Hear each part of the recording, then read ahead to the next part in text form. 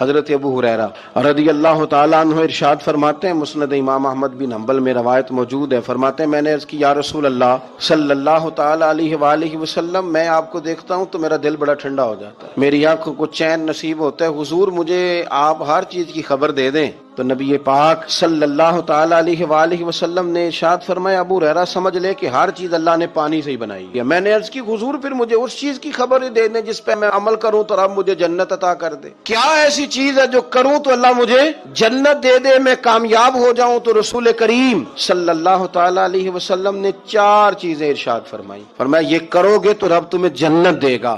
یا رسول اللہ کون سی؟ حضور نے فرمایا سب سے پہلے کھانا کھلایا کرو۔ پھر حضور فرمانے لگے سلام کو عام کرو، ایک دوسرے کے ساتھ السلام علیکم اس کو پھیلاؤ، اور تیسرا حضور نے فرمایا رشتہ داروں کے ساتھ اچھا سلوک کرو، اور چوتھا فرمایا رات کو اٹھ کے نماز پڑھا کرو۔ یہ 4 کام کر لو رب جنت عطا کر دے۔